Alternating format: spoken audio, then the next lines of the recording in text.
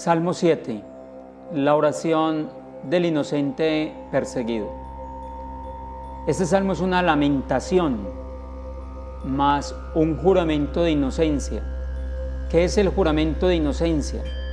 Es que cuando no se tenía testigos, cuando no había nadie que le creyera al penitente, se invocaba a Dios como testigo y como encargado de la justicia que esperaba. Por tanto, este salmo es una oración del inocente, esperando que Dios actúe en su vida porque no hay quien lo defienda.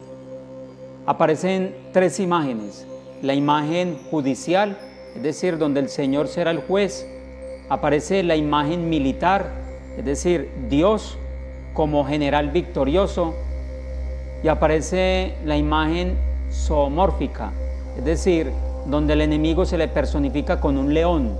Por tanto, si el enemigo es un león, pues Dios aparece como cazador de ese león. Es una súplica inocente que apela a Dios en el templo, acude al derecho de asilo del templo. Recordemos que ese era un derecho que todo israelita tenía, refugiarse en el templo, y allá nadie lo podía tocar. Este orante lo que hace es ingresar, buscar la presencia de Dios en el templo para no salir de allí sin que Dios le haga la justicia. Aparece la ley del talión, es decir, que el maligno, sobre él recaiga lo que le desea al penitente. Es una súplica, por tanto, también individual. Iniciamos. Este salmo lo vamos a dividir en dos partes. La primera parte, el juramento de inocencia, y la segunda parte, el juicio divino. La primera parte, versículo 1, lamentación de David, la que cantó a Yahvé a propósito del benjamita Cus. Se puede interpretar que el benjamita Cus es aquel que persigue precisamente a través de Saúl a David, y él se siente inocente porque es una persecución injustificada, y David va a componer este himno, este salmo. Versículo 2: Yahvé, Dios mío, a ti me acojo, sálvame de todos mis perseguidores, líbrame. Dos momentos llevan al orante a expresar este juramento. Primero, la confesión negativa de sus pecados que no ha cometido. Él es consciente de que no ha obrado mal. Segundo, la automaldición, es decir, que me caiga un rayo si no estoy diciendo la verdad, que me trague la tierra si no estoy diciendo la verdad. O sea, que me castigue mi enemigo si estoy diciendo mentiras. Con este juramento se espera que sea Dios quien intervenga. Versículo 3: que no arrebate como un león mi vida el que desgarra sin que nadie libre. Aparece la imagen zoomórfica del león, pero también va a aparecer más adelante la imagen de Dios como cazador de ese león. Aparece una imagen terrorífica para un israelita, que es el león. Versículo 4: Yahvé, Dios mío, si algo de esto hice, si hay en mis manos injusticia. Está citando la obra clásica de Job en el capítulo 31, donde él es consciente de su inocencia, no ha obrado mal. Versículo 5: si a mi bienhechor con mal he respondido, si he perdonado al opresor injusto. Es decir, él reconoce que la crisis le está haciendo crecer, la crisis lo está haciendo más fuerte. Que el enemigo me persiga y me alcance, que estrelle mi vida contra el suelo y tire mis entrañas por el polvo. Pausa. David prepara sus armas, pero sabe que el que lo defiende tiene nombre: Dios. Y se expresa este versículo 6 con la frase Selah. Ya sabemos qué significa Selah, es decir, hacer una pausa meditativa acerca de lo que hemos proclamado. Inicia por tanto la segunda parte del Salmo, el juicio divino. Versículo 7. Levántate, Yahvé, en tu cólera. Surge contra los arrebatos de mis opresores. Despierta ya, Dios mío, tú que el juicio convocas. Se hace llamado al grito de victoria de los israelitas. Levántate. Era el grito con el cual invocaban la presencia de Dios en medio de las guerras, cuando llevaban el arca de la alianza. Era un grito de victoria para que Dios obrara en sus vidas. Es un ritmo militar. Dios entra en escena. Es el lema de la guerra santa. Dios va a iniciar un juicio. Dios hace justicia al pequeño. Que te rodee la asamblea de las naciones, y tú en lo alto vuélvete hacia ella. Versículo 9. Yahvé, juez de los pueblos, júzgame, Yahvé, conforme a mi justicia y según mi inocencia. Dios es juez supremo y universal.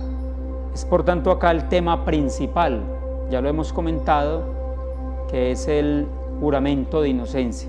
Él está reconociendo su inocencia y que sea nuestro Dios quien intervenga y actúe por él. Hay una inflexión, se habla de Dios en segunda persona. Se venía hablando de Dios en segunda persona y aquí aparece en tercera persona. La oración pasa a ser pública, de confianza, de fe. Versículo 10.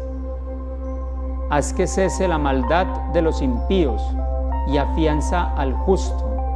Tú que escrutas corazones y entrañas, oh Dios justo. Dios tiene un arma que no tiene ningún juez, y es que Dios conoce el corazón del hombre. Dios conoce las entrañas del hombre. Las entrañas en la Sagrada Escritura son las pasiones. Todos esperan ver el rostro de Dios, pero ante todo ver que Dios sea justo. Creo que todos deseamos ver a Dios, pero más que eso, ver que se haga justicia en este mundo. Versículo 11, Dios el escudo que me cubre, el salvador de los rectos de corazón. Versículo 12, Dios el juez justo, tardo a la cólera, pero Dios amenazante en todo tiempo. Aparece un antropomorfismo.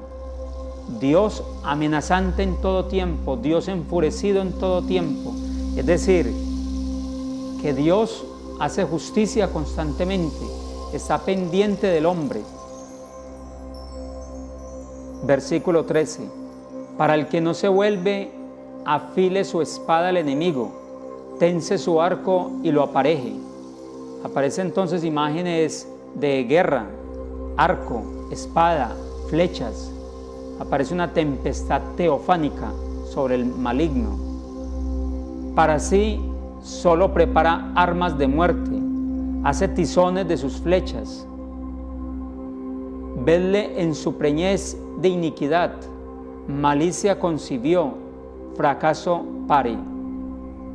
Versículo 16, cavó una fosa, recavó bien hondo, mas cae en el hoyo que él abrió.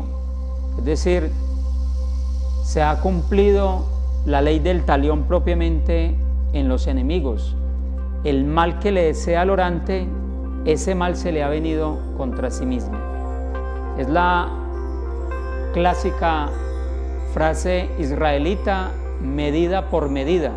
Es decir, con lo que tú has querido hacerle al otro, eso mismo te ha sucedido a ti. Versículo 17, revierte su obra en su cabeza, su violencia en su cerviz recae. Versículo 18, doy gracias a Yahvé por su justicia, salmodio al nombre de Yahvé, el Altísimo. Mateo capítulo 5, versículo 11-12. Dichosos cuando os insulten, dichosos cuando nos persigan, porque al fin y al cabo, detrás de eso también Dios forma el carácter y la paciencia en nosotros, pero somos conscientes de que la victoria y la justicia es de nuestro Dios. Al final Dios lo hará, juzgará, Dios pagará medida por medida.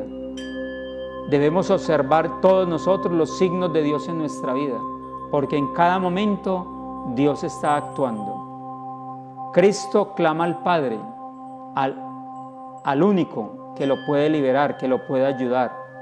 Cristo es el único justo e inocente y por tanto nosotros en Él somos justificados, somos salvados, somos redimidos.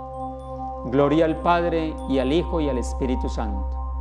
Como era en el principio, ahora y siempre, por los siglos de los siglos. Amén.